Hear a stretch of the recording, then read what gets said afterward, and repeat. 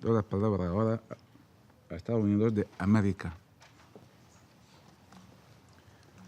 Thank you, Mr. President, and welcome back to this council chamber. Undersecretary General DiCarlo, High Representative Lamamra, Executive Director Gooden, thank you for your briefings today. Mr. President, today's debate and vote on a UN Security Council resolution supporting the AU's Silencing the Guns in Africa initiative is intended to advance the goal of creating an African continent free of conflict. As we've stated before, the goal of a conflict-free Africa is ambitious and worthy, but it will not be easy to implement. Nevertheless, this resolution and gatherings like today's open debate demonstrate the willingness of the African Union and its member states, as well as the broader international community, to take on the challenge. The factors contributing to violence in Africa are complex. Poor governance, corruption, and underdevelopment create fragility that feeds cycles of conflict. Additionally, poor management of natural resources can contribute to the problem. Proper management of natural resource endowments should bring prosperity and social development, but in too many countries, natural resource wealth does not translate into improved livelihoods for citizens, but feeds corruption, violence, and conflict.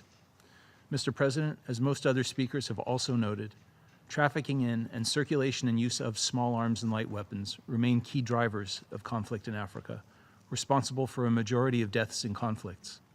Small arms are illicitly acquired through various means, including diversion from national stockpiles, attacks on military posts, and trafficking and sales by networks willing to sell weapons to non-state actors. These activities often violate UN arms embargoes or contravene UN sanctions regimes. Corrupt officials who turn a blind eye to the pilfering of unsecured weapon stockpiles also facilitate the smuggling of arms. Weak criminal justice systems, weak border and maritime controls, inadequate physical security, and poor stockpile management further exacerbate the problem. These are just a few of the many factors that propagate conflict in Africa. Today we must ask ourselves, what actions can we take to combat these drivers of violence? First, we can strengthen existing mechanisms to anticipate the outbreak of conflict, whatever the cause, and support mediation and prevention efforts.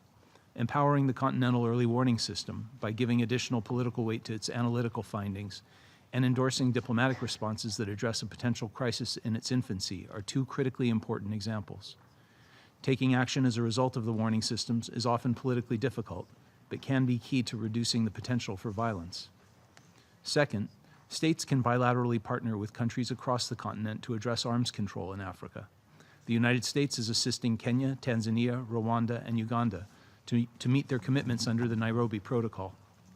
In Somalia, U.S. programs bolster the security of federal government of Somalia stockpiles against attacks by al-Shabaab and other armed groups. The United States has also worked to stabilize Eastern Democratic Republic of Congo by destroying excess and poorly secured weapons and ammunition, and by improving physical security and stockpile management for the Congolese Army and National Police. Additionally, the United States funds a multi-million-dollar responsible minerals trade program aimed at breaking the link between conflict and the mineral trade in Eastern Democratic Republic of Congo. Mr. President, the United States has also consistently supported many objectives of the African Union Agenda 2063. The agenda includes important goals such as improving access to and the quality of education, investing in infrastructure, protecting the environment, and strengthening democracy and rule of law.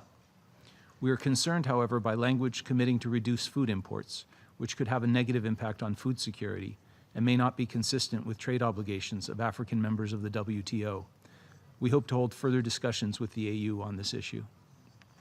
Third, the international community should continue to look for ways to bolster cooperation with the African Union, other regional organizations, and individual African states to prevent and mitigate crises, resolve conflicts, and prevent mass atrocities and the displacement of populations.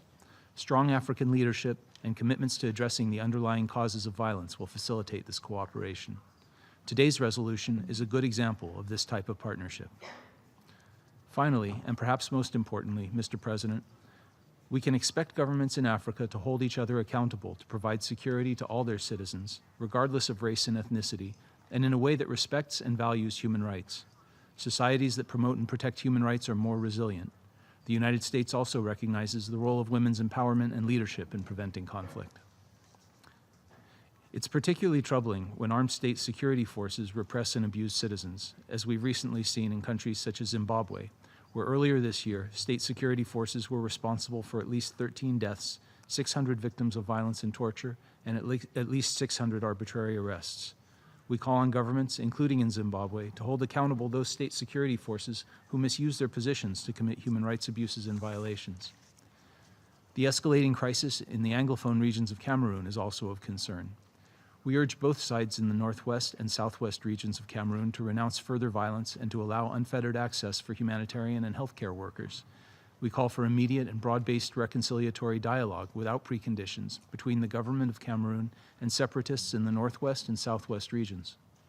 In Sudan, President Omar al-Bashir has declared a year-long state of emergency and has dissolved national and provincial governments in response to protests calling for his removal from office as a result of months of economic and political crisis.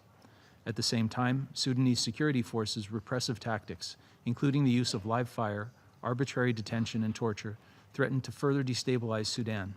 There's an urgent need for political and economic reform in Sudan that is fully inclusive and that addresses the legitimate grievances expressed by the protesters. Mr. President, the United States recognizes that lasting stability, prosperity, independence, and security on the African continent are in the national interests of the United States, of countries represented in this chamber, and around the globe. We'll continue to be a close partner of the African Union and its member states in addressing the underlying causes of conflict.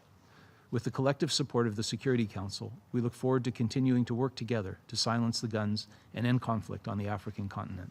I thank you for your attention. Muchas gracias a Estados Unidos de América por su declaración.